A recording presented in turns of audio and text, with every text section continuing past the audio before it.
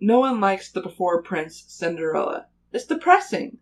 Always having to clean after her stepbrothers, obeying their and her stepmother's orders, and taking beatings when it never deemed necessary. At least her stepniece gave her kindness. This Cinderella didn't know if she could take it anymore. She had to get out of there. What if something happened, though? What if she woke up, finding it all a reality instead of a dream? You are watching Ashlyn's Dream Come True. This is part 1. Welcome, everyone. I am the Esperanza 243. I am actually super excited about this book reading, but before I talk about the actual book itself, the opening is new. I realized I should have been doing this entire time I've been doing all my book readings, but I didn't. I could probably try to go back and do at least a few of them. Wait, no, that'd be a lot of work. No, I'm just going to stick with the one that I have for now and then just continue this kind of thing for the rest of my books. Because, oh my gosh, I can't believe I never thought of that. So, the introduction is actually a little different. The reason is, I realized, not too long ago that that's one thing I should have done this entire time, but I didn't. So I'm going to go ahead and start that now. The introduction that you just watched, that is the description I have for this book, for Ashlyn's Dream Come True. And I'm so glad I'm doing this now. I can't believe I didn't think of it. It's driving me insane. Other than that, there is going to be something different. I'm really hoping... I have 2 ideas I won't know until either this Friday or later this weekend, because I'm moving either on Thursday or Friday. If not Saturday, I really hope it's not going to be Saturday, because Saturday is when I'm going to be performing with my dad, both my sisters, our bass guitarist, and hopefully this woman who plays the oboe. I think that's what it's called, the oboe. It's like this guitar that you put on your lap. You have this little device for your finger, and you put it on the strings, and you just pluck the guitar. It sounds so amazing, and it works so well with a lot of our songs, which is awesome. Anyways, I'm really hoping that I don't have to move on Saturday, which is the day we're performing. Good grief. Let's go ahead and get to the book, shall we? I've already talked so much. So, the book we're reading today is called Ashlyn's Dream Come True. I am super psyched. As the last question implies, it's fully true. I actually explain it in the intro, in the beginning of the book, that it's something that she's been dreaming. And so, you can kind of see that she is, the before princess. But you can't really... I kind of want to leave it as a mystery because it's such a great book. In fact, originally when I wrote the book, it wasn't like this at all. It went straight to the actual Cinderella stuff. But I let one of my sisters read it, and she actually gave me some really good ideas, and it actually helps me put more character development into the characters, as well as actually I should have put more detail into the villain, which is basically the stepmother, but I don't think I did. I did put more character development in Ashlyn, though, and of course the prince, except in this book he's not a prince, he's a lord, which is kind of weird. But I didn't want to do the prince and princess thing. It's too stereotypical. And I try not to use the stereotypes in the books that I write. Even though I can't help it. Sometimes I can't help it but use the stereotypes. But anyways, I'm going to go ahead and start with the book, shall we? I am super psyched about this, by the way. Sorry. Okay, now let's start reading. There he was, a young man strolling down a sidewalk of a busy street, attending to every little detail that was beautiful and out of place. The street was buzzing with activity. It looked very much like a farmer's market. Vegetables, fruits, fresh meat, fresh fish, and everything else had been boxed and displayed. The young man, Derek, passed a small booth for payment. He saw a bill sticking out from the cash box, and it was about to slip out with the wind. He rushed toward the payment booth. A middle-aged man saw him rushing and went after him. He gasped when he saw Derek fixing the bill and putting it back. "Thank you, young man." Derek nodded with a smile. The middle-aged man looked him over. He did look quite dashing, with close-cut brown hair and hazel eyes. He continued walking through the farmer's market. When he saw a lady carrying flowers and store-bought groceries, he chuckled. Derek did a double take when he realized she looked familiar. She looked to be about his age, 20 annuals.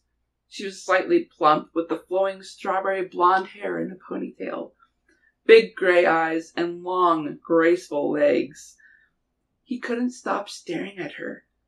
Derek thought she looked so beautiful and so familiar. He lightly shook his head and continued walking. The young lady walked on to her house. A few minutes later, she unlocked the front door, dropped the groceries in the kitchen, and headed to a bedroom on the second floor. She had pulled out something from her grocery bag. It was air freshener. Ashlyn sprayed the bedroom. "There, now it doesn't smell like body odor," she whispered. "Are you saying I smell that bad?" She whipped around and saw an athletic man taller than her, with brown hair and brown eyes. Ashlyn rolled her eyes. "Relax, Neil. Grandma Ellen is coming tonight. I want to make sure everything is spotless for her." "You do realize she's too old to smell the BO, right?" Neil told her. She crossed her arms and gave him a crossed expression. "Have you forgotten what it's like when this house is a mess and she's here?" As her brother chuckled, she rolled her eyes once more. "Remember that Mom wants us to get the ice cream and licorice whips." Ashlyn then laughed. "Licorice whips! I still find it funny that she eats those with ice cream." She walked to her bedroom. "Oh, remind me to clean the bathroom before 7. "What about Elliot? You promised him that you would take care of his bike while he was out of town." She scoffed. "Geez, you had to remind me of that now. My shift starts in 20 minutes. As Neil sighed as he gave her a look. "Don't give me that." He chuckled and shook his head at the same time. "Go to work. I'll check the bike today." She gave him a grateful expression. "You can thank me later. Hurry now." "I'll be back around 5, she called out as she rushed to the bathroom. 10 minutes later, she was hurrying down the stairs. "Tell her mom if she thinks she can get away with using my eyeliner again, forget it." She laughed when she heard her brother's boisterous laughter. Ashlyn went to the kitchen quickly to get a snack. She saw her niece sitting at the kitchen table, eating a bowl of fruit salad. "Hey, Nikki, what are you doing here? Shouldn't you be in school?" "It's heat release," she replied after swallowing her bite. "Since some of the other schools don't have air conditioning, they had to cut the day short for all of the schools." "Geez, I bet the high school students are having fun." "I heard you telling Dad about your shift starting soon. You better hurry, Aunt Ashlyn," she said, changing the subject. "Hasn't Patrash given you a warning about getting fired?" Ashlyn glared at her, causing Nikki to giggle. She skipped her snack and hurried to the cafe. She got there within minutes before her shift started. Ashlyn grabbed an apron hanging on a hook, folded it in half, and tied it around her waist. She then looked for Patrash as she signed in for work. He was a friend of hers, who happened to be her boss. "Patrash, where are you?" She found him in the kitchen. "Hey, Ashlyn, you ready for work?" She nodded. You know the weather out there. Holtz and Bolt's Cafe is going to be swamped. He nodded in agreement. How is the dream coming along? Has it progressed at all? The dreamer shook her head. It hasn't. It keeps stopping when she runs after the bell tolls. She sighed. I just don't get it. Why do I keep having this dream? Her boss shrugged. Who knows? That was when the door to the cafe opened as a bell jingled. They heard lots of chatter and footsteps coming in. Patrash sighed. Lunchtime. Better move before they get antsy out there. Ashlyn thought of something and giggled. Dinch. I still can't believe you combined dinner and lunch like that. He laughed. She hurried to the front of the cafe. Later on that evening, she was merely trying to clean the bathroom. She had just finished polishing the sink and mirror. All she had left was wiping the entire toilet dry and unclog the tub drain. Yuck. She actually had a hand reaching to the porcelain bowl when... Ashlyn! Her mother cried. Ashlyn groaned. She stopped what she was doing and pulled off the rubber gloves she wore. Coming! She stood without using her hands and then walked down the stairs. What do you want? I'm supposed to clean one of the bathrooms before Grandma gets here. She glanced around. Forget that right now. There's something you need to see. Ashlyn followed the voice. She was in the living room. What is it? She asked as she entered. Her mother stood next to a chair with something in her arms. Her eyes widened. Oh, Mom, it's so cute! She saw an orange calico cat. Where did you get the cat? I found him. She paused. More like he found me. The poor thing was stranded in the streets. Ashlyn hesitated before she took the cat from her. It's all right. I took him to the vet first thing. They said he is fine and gave him all the shots needed. The vet didn't recognize the cat, so I thought you would want him. He looks so proper, she whispered. She smiled. He reminds me of another cat. What should we name him? Huh. Ashlyn glanced him over and then looked him in the eyes. His expression made her break. She fawned over him. Oh, he looks like a Thomas to me. Thomas it is, her mom said with a nod. Boy, will Nikki be excited to see him, won't she? They giggled. Oh gosh, imagine how Neil and Elliot are going to react. They are going to go ballistic. Oh, give your brothers a break. Besides, I think Elliot has been wanting a pet for some time.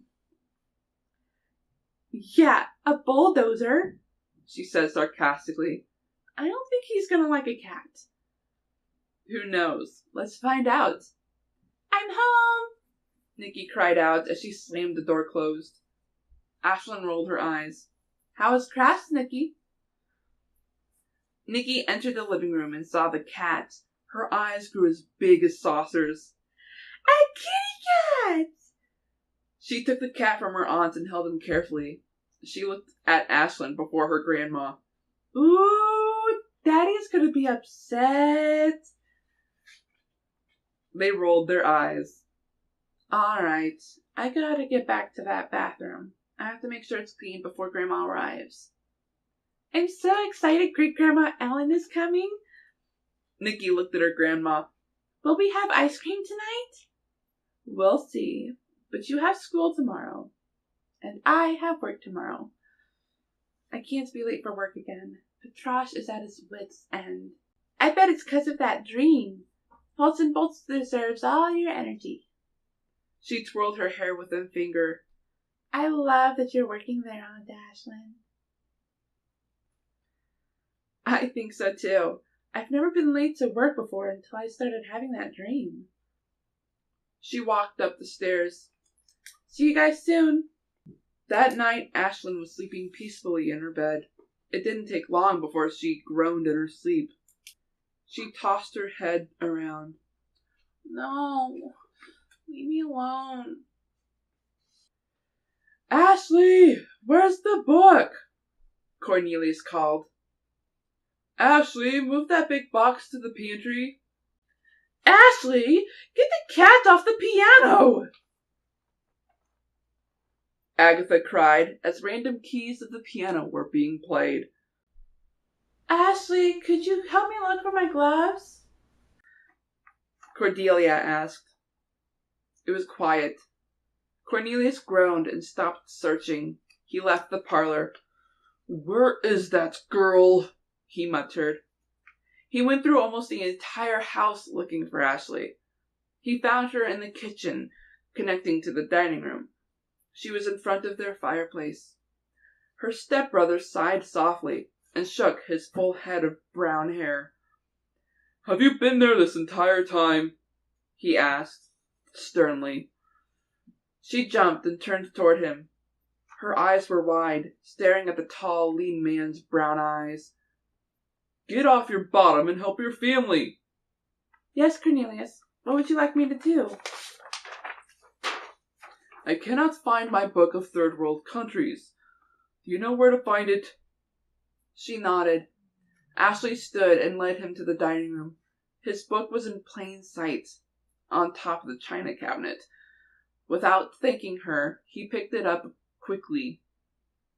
Ashley, get over here! Agatha cried.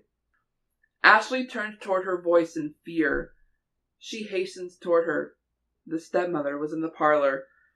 Ashley gasped when she entered the room. It happened to be an entire mess.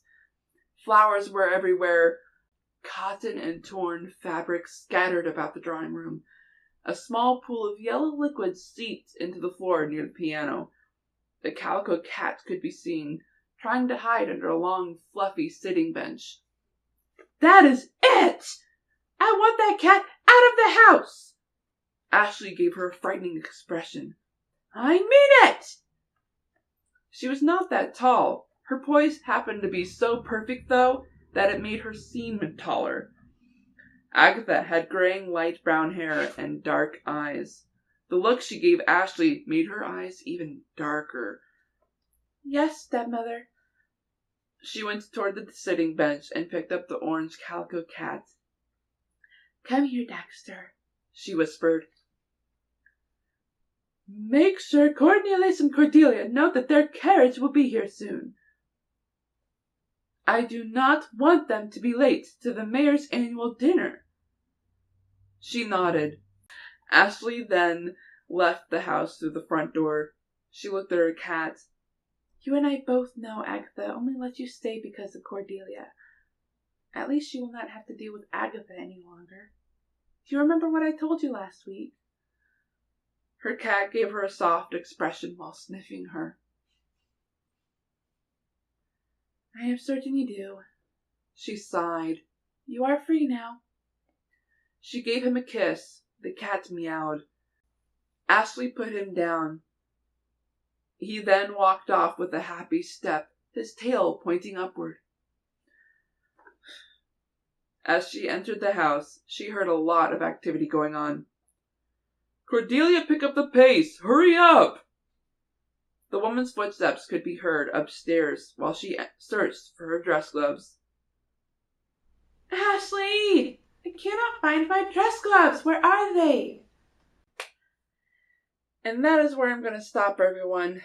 Oh my gosh, I can't believe how much times I've had to stop myself there. It's actually been a while since I've read the book. One of the things that I didn't mention at the beginning of the video, though, is that until this video is up, or probably the day before, I'm not positive, but I have like two completely different ideas for the cover arts for this particular book reading. So it's either going to be a Photoshop or it's going to be an actual book cover.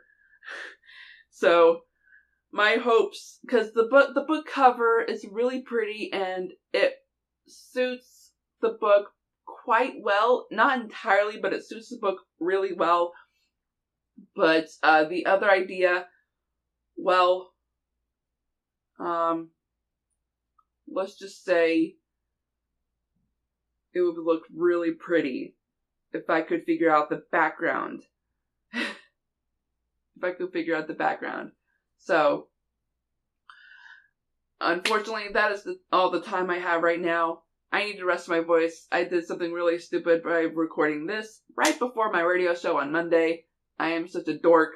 So, after this video, I'm resting my voice until the show starts. I'm terrible! Alright, anyways, next video will be the Rap Prophecy Part 3. So, I hope you all enjoyed I hope you all enjoyed this video, and I hope you enjoyed the next video. I am the Esperanza 243, signing out. I hope you all have a great morning, afternoon, evening, or night, wherever you are in the world. I am the Esperanza 243, signing out. Bye, everyone.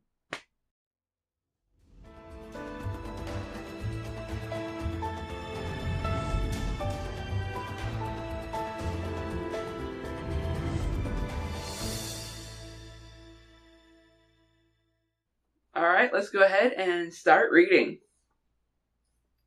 By the way, what do you think of my new chair? Okay. I am so comfortable right now. Sorry. Let's get to the book. As her brother chuggled? Good grief.